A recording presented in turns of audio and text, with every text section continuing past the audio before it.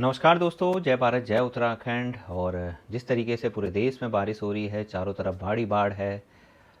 कभी किसी ने सोचा नहीं था कि अभी एक महीने पहले लोग इस बारिश के लिए तरस रहे थे, इंतज़ार कर रहे थे कि ये बारिश कब आएगी। और जब ये बारिश आई तो ऐसी आफत बनकर आई कि लोगों के घर टूट गए, कई लोग बेघर हो गए, कई जगह पुल टूट गए, कई लोग बाढ़ में बह गए। ऐसी न जाने कितनी ऐसी दर्दनाक घटनाएं चारों तरफ से देखने को मिल रही है। अगर मैं बात करूं उत्तराखंड की, तो उत्तराखंड में तो स्थिति इस समय और भी भयानक है। नदियां उफान पर है। हरिद्वार में कुछ दिन पहले आपने घटना देखी होगी कि किस तरीके से कारें जो है गंगा में बह रही है, जिस तरीके से बाढ़ वहाँ पे आई थी। अभी कुछ वीडियो कुछ फ़ोटोज़ ऐसी आई जो वाक़ई में पीड़ादायक है, जो वाक़ई में दर्दनाक है। कुछ बाइक सवार जो है देवप्रयाग की तरफ जा रहे थे, ऊपर से जो है मलबा आया, उसमें आकर वो दब गए, उनकी मौत हो गई। कई जगह जो है गाड़ियाँ नीचे गिर गई, कई जगह जो है ऐसे-ऐसे भूस्खलन हो रहे हैं कि चारों तरफ रोडें बंद हैं।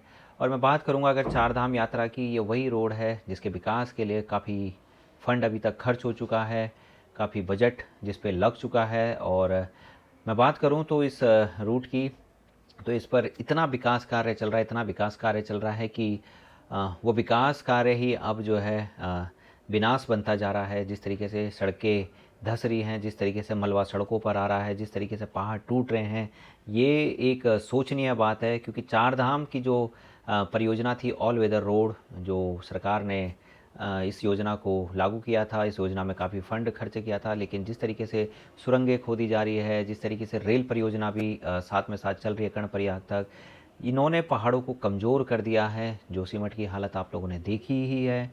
कहीं न कहीं ये पहाड़ आज टूट रहे हैं और हद से ज़्यादा विकास जितना झेल सकते हैं ये पहाड़, उससे ज़्यादा विकास इन पहाड़ों पर किया जा रहा है। इस विकास को मुझे लगता है सरकार को रोकना चाहिए, और जितनी ज़रूरत है, क्योंकि अगर आप धामों से ही सिर्फ पैसा कमाने की सोचेंगे कि चार धाम उत्तराखंड में हैं, तो इन धामों से ही सिर्फ पैसा कमाया जाए और इनको पैसा कमाने के लिए इन पर इतना विकास कर दिया जाए कि आदमी का जीवन बहुत आसान हो जाएगा। लेकिन मैं बताना चाह रहा हूँ, आसान तो हो जाएगा कुछ समय के लिए, लेकिन उसके बाद जो बर्बादी देखने को मिलेगी, उसको सरकार भी नहीं झेल पाएगी और जनता भी नहीं झेल पाएगी। जिस तरीके से घटनाएं घटित हो रही है, जिस तरीके से चारों तरफ मैं बात करूं, ग्लोबल वार्मिंग की चर्चा हो रही है, हमारे जो हिमखंड हैं वो पिघल रहे हैं। अभी कुछ दिन पहले ही भयंकर बाढ़ आपने उत्तराखंड में देखी होगी। ये सब चीज़ें जो चल रही है, कहीं न कहीं ये हद से ज़्यादा विकास की वजह से हो रही है।